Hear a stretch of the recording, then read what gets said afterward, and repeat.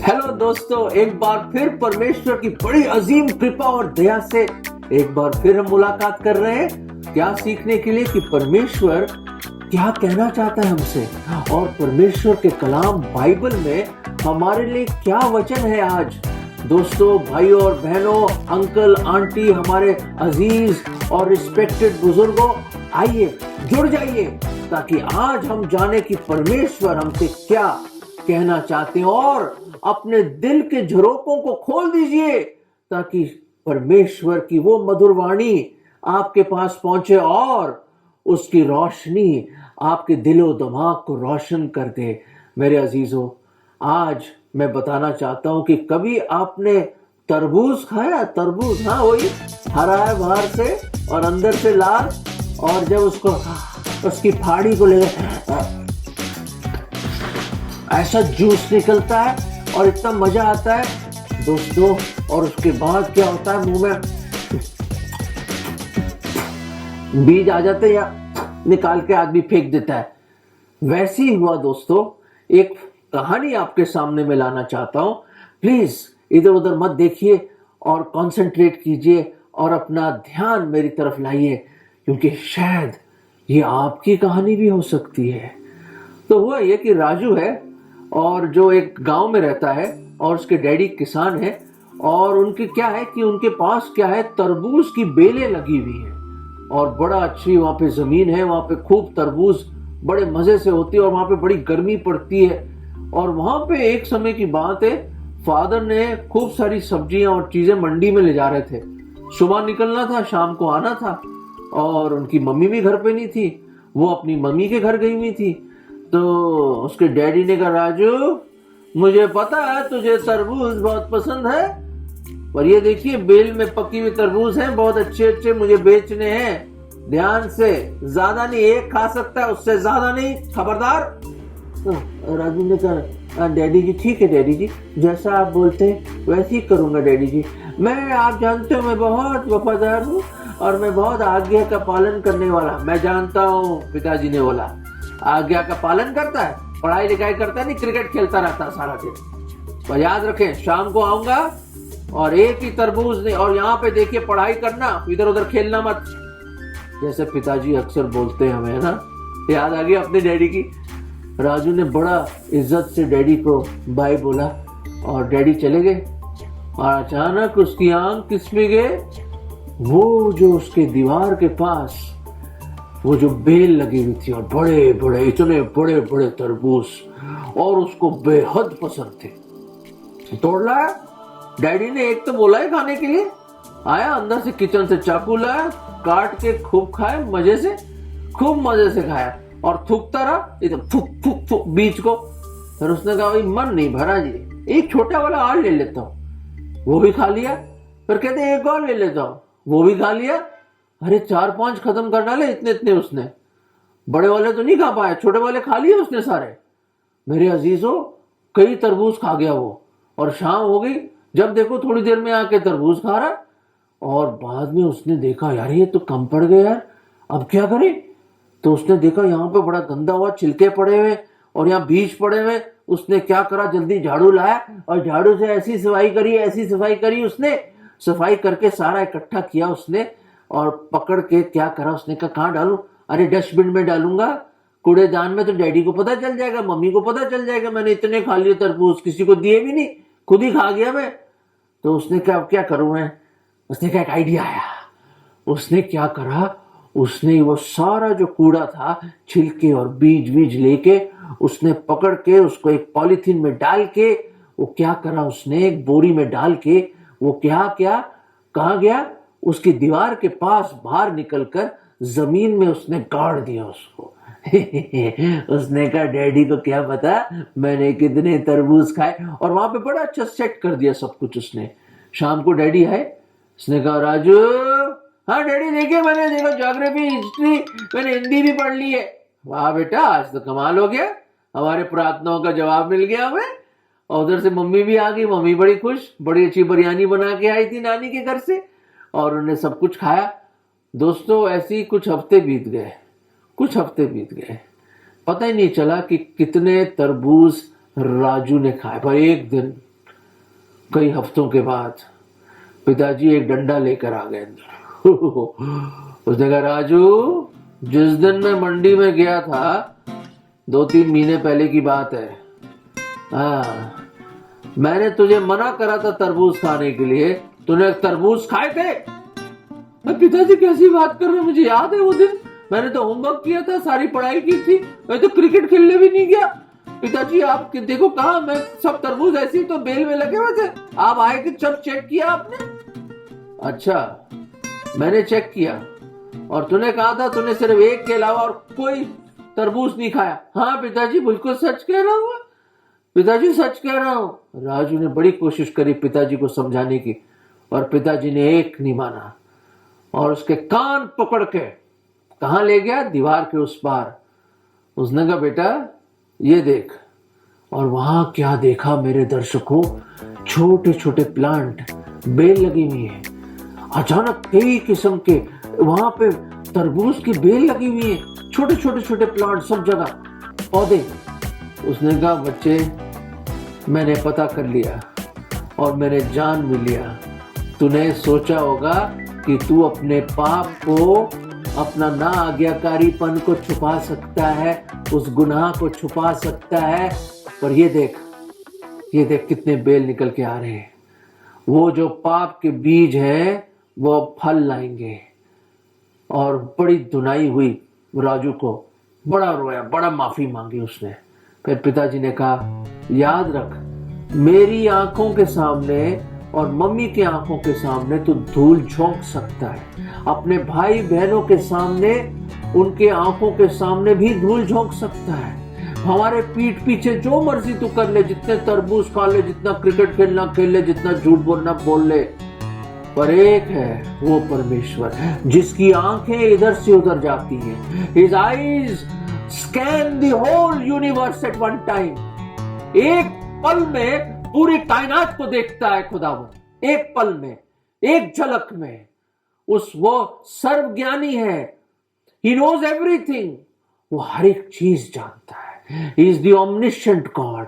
He is the omnipresent God। वो सब कुछ देख रहा है, वो सब कुछ जानता है। हमारे हर गुनाह को, हर बुरे शब्द को, हर बातचीत को, हमारे हर घमंड को, हमारे हर लालच को, हमारे हर जलन को, हमारे हर ईर्ष्या को, हमारे हर झूठ को, हमारे दिल की गहराई के अंदर जो चीजें छुपी हुई है, जो कड़वाहट, जो ईर्ष्या, जो घमंड, वो सब जानता है। उसको दबा नहीं सकते, आप दबा नहीं सकते। बाइबल की एक बड़ी खूबसूरत आयत है जो मैं आज आपके सामने पेश करना चाहता हूं।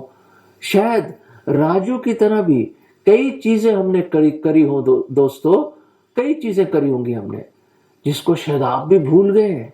दबा दिया आपने, दबा दिया है, समय की मिट्टी में दबा दिया है। वह याद रखें, खुदा के सामने कुछ चीज छुपा नहीं, सब चीजें परमेश्वर के सामने एक खुली किताब की तरह है, जैसे ये बाइबल है। और एक बड़ी खूबसूरत आयत मैं आपके सामने लाना चाहता हूं आज, वो ये है गिनती की पुस्तक। शुरू में पुराने नियम में जेनेसिस, एक्सोडस, लेविटिकस, नंबर्स, चौथी पुस्तक बाइबल की गिनती, और उसके 32वें अध्याय में चैप्टर 32, और एक छोटा सी एक सेंटेंस है, वो मैं आपके सामने लाना चाहता हूं। बहुत गहराई है और चेतावनी है। It is a warning. ये एक चेतावनी है, गंभीर बात है मेरे अजीजों, बहुत गंभीर बात है। और उसके 23वें पद में क्या लिखा है, नंबर्स 32 एंड वर्स 23 के आखिरी पार्ट में क्या लिखा है, Ye have sinned against the Lord। तुमने परमेश्वर के सामने गुनाह किया है। And be sure your sin will find you out। याद रखें, तुम्हारे पाप तुम्हें ढूंढ लेंगे। राजू, तूने अपने गुनाह को छुपाया था, तूने ना आज्ञाकारीपन को छुपाया था, तूने जो गलत किया उसको तूने दबा दिया, पर क्या तू छुपा पाया राजू? नहीं।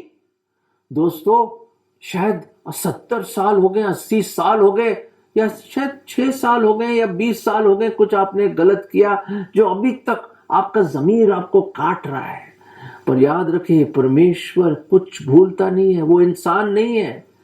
और यहां पे परमेश्वर कहता है कि तूने मेरे खिलाफ गुनाह किया है, पाप किया है, और याद रखें, be sure your sins will find you out. चेतावनी है ये एक वार्निंग है कि खबरदार हो जाओ कि तुम्हारे गुनाह तुम्हें ढूंढ लेंगे एक दिन। Your sins will find you out. दोस्तों, ये बहुत गंभीर बात है। लोग ऐसी ऐशो इशरत में खूब मजे कर रहे हैं, झूठ बोल रहे हैं जैसे पानी पी रहे हैं, धोखा दे रहे हैं, करप्ट है।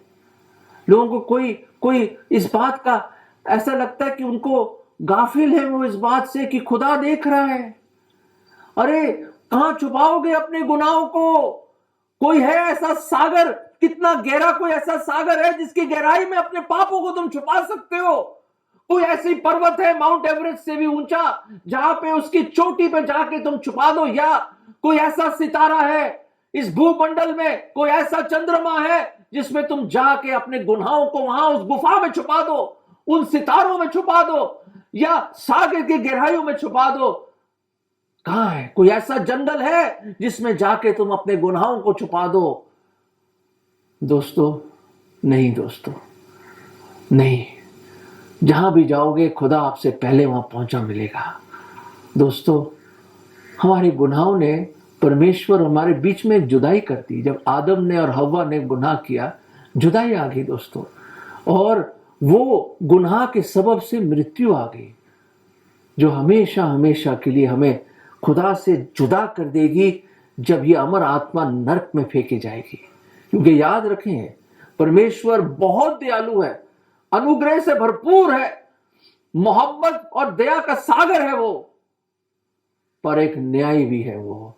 ही इज अ राइचियस जज, एक धर्मी न्यायी भी है वो, और किसी का कर्जदार नहीं है। He is a respecter of nobody. वो धर्मी परमेश्वर है। He is a just God. वो न्यायी परमेश्वर है। दोस्तों, वो मोहब्बत करता है आपसे, वो विनती करता है कि लौट आओ। वो सब कुछ जानता है आपके बारे में। राजू, तू छुपा रहा था पर सब कुछ बाहर निकल के आ गया, सब कुछ आ गया। मेरे अजीजों, हर एक चीज परमेश्वर की उस किताब में लिखी गई है। एक बहुत खूबसूरत एक गीत है जो मैं आज आपके सामने पढ़ना चाहूंगा। गा तो सकता नहीं हूं मैं, पर एक बड़ी अच्छी गीत है जो मैं आपके सामने पढ़ना चाहता हूं, और वो इस तरह है। उसके अल्फाज इस तरह हैं, खूबसूरत शायरी है ये। खुल जाएंगी किताबें जब भी हिसाब होगा, खुल जाएंगी किताबें जब भी हिसाब होगा, इंसाफ का तराजू यीशु के हाथ होगा। जो भी तू कर रहा है यीशु वो देखता है। गौर फरमाइए, जो भी तू कर रहा है यीशु, प्रभु यीशु मसीह वो देखता है। हर पल का तुझे इंसाफ देना हिसाब होगा, हिसाब देना होगा। बाइबल में लिखा है, it is appointed unto a man once to die and after that the judgement. इंसान को मुकर्रर किया गया है एक ही बार मरना और उसके बाद न्याय। नहीं बच सकते हम, कोई नहीं बच सकता, आप ही नहीं, कोई भी नहीं बच सकता। हर एक ने गुनाह किया है, हर एक उसकी महिमा से गिरा हुआ, कोई नेक नहीं। आज अभी ही मुड़कर यीशु बुला रहा है, वरना ये याद कर ले तेरा ही नाश होना है। खुल जाएंगी किताबें जब भी हिसाब होगा, इंसाफ का तराजू यीशु के हाथ होगा, होगा, जरूर होगा। पहली दफा जब वो आया 2021 साल पहले, इस जगत का उद्धार करता बन के आया। एक छोटे से बेथलेहम शहर में, एक गौशाला में, एक चरनी में वो खुदावंद, वो परमेश्वर मुजस्सम हुआ, इंसान बन के आया।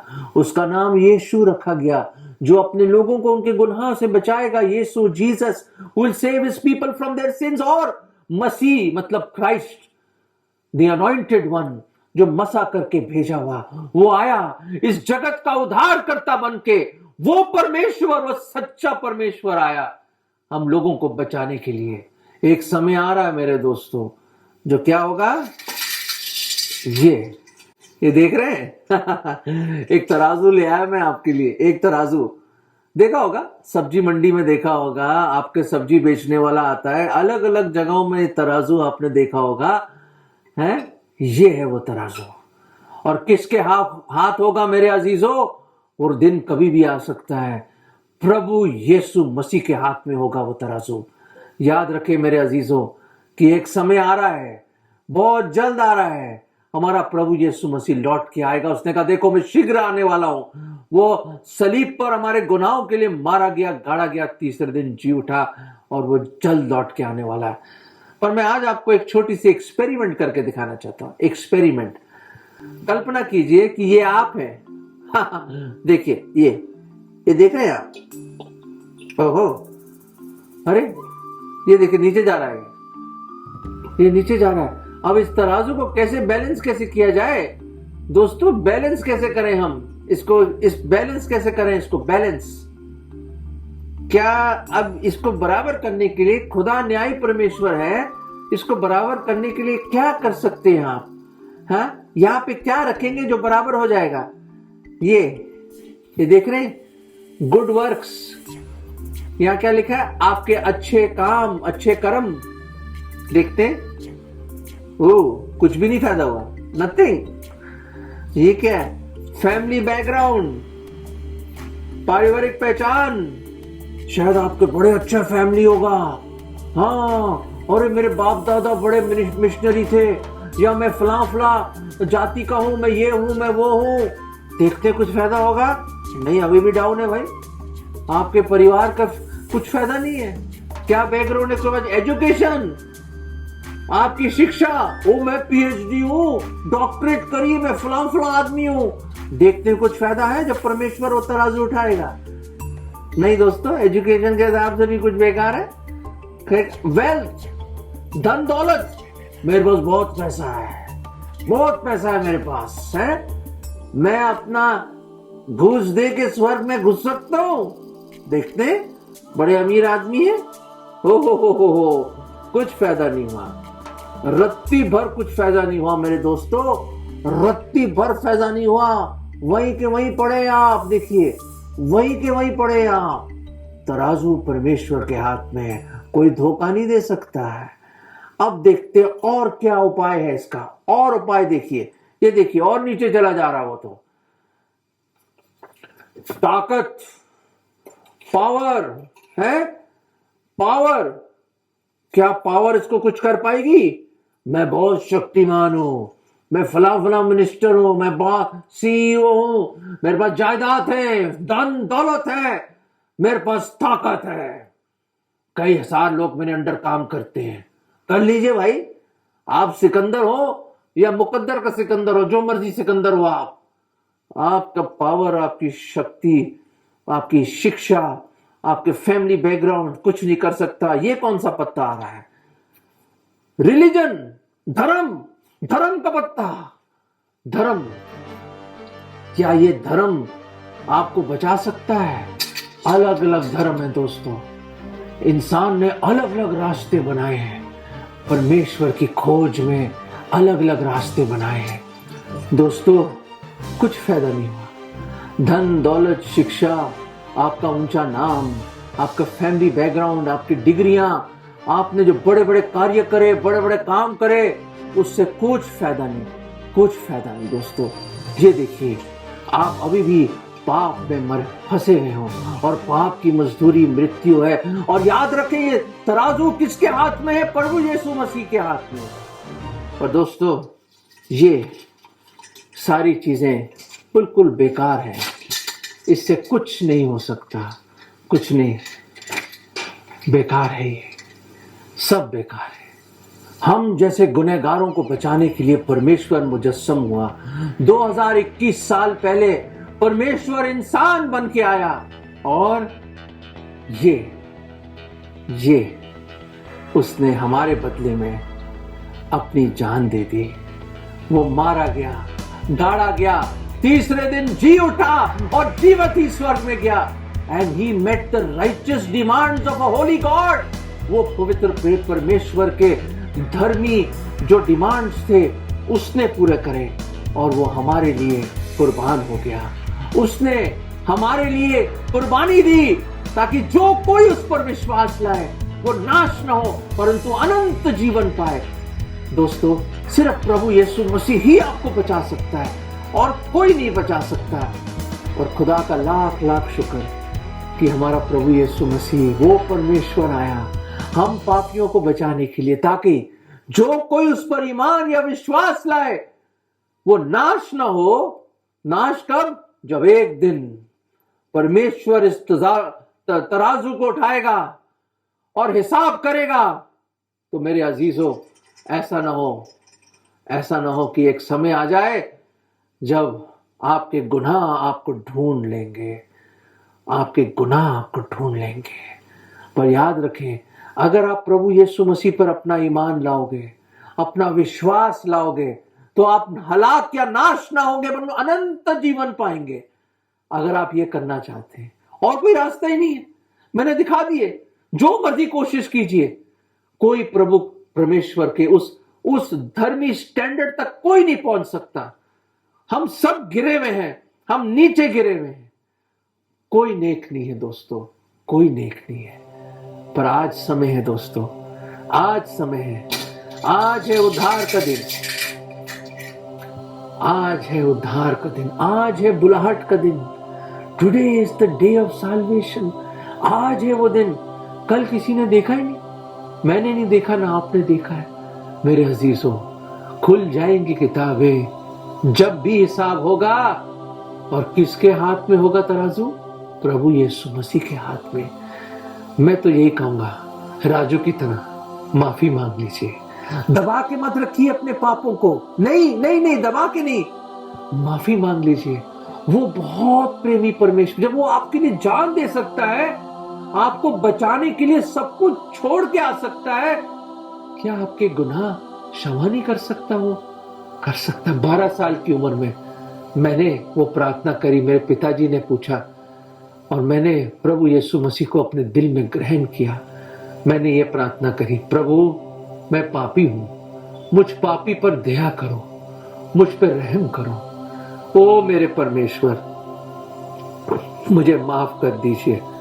मैं अंगीकार करता हूं कि मैं गुनहगार हूं प्रभु जी, और मैं पूरे मन से मानता हूं, विश्वास करता हूं कि आप मेरे पापों के लिए, मेरे गुनाहों के लिए आपने वो सजा अपने ऊपर ले ली। परमेश्वर का गजब सा, आप मारे गए, गाड़े गए, तीसरे दिन जी उठे और जीवित ही स्वर्ग में गए। प्रभु जी, मेरे दिल में आ जाओ, मुझे बचा लीजिए प्रभु, बचा लीजिए मुझे गुनाहों से बचा लीजिए, उस नर्क से, उस आग की झील से बचा लीजिए। मैं स्वर्ग में जाना चाहता हूं प्रभु जी। मैं आज अपने आप को सरेंडर करता हूं प्रभु, मेरे दिल में आ जाओ और मुझे बचा लीजिए। मैं आज आपको अपना उद्धार करता, मुक्तिदाता प्रभु करके ग्रहण करता हूं। और ये विश्वास की प्रार्थना मैं प्रभु यीशु मसीह मेरे उद्धारकर्ता के नाम में मांगता हूं। आमीन, आमीन, आमीन। दोस्तों, अगर ये प्रार्थना आपने करी है तो देखो क्या होगा। खुदा के कलाम में क्या लिखा है, परमेश्वर के वचन में देखिए क्या लिखा है। वो ये लिखा है, इब्रानियों की पुस्तक में लिखा है, इब्रानियों का 8वां अध्याय और उसमें क्या लिखा, 12वें पद में, For I will be merciful unto their unrighteousness, and their sins and their iniquities will I remember no more. अरे वो परमेश्वर जो सब कुछ जानता है, वो ये कह रहे हैं कि मैं तुम्हारे गुनाह और तुम्हारे अपराधों को याद नहीं करूंगा।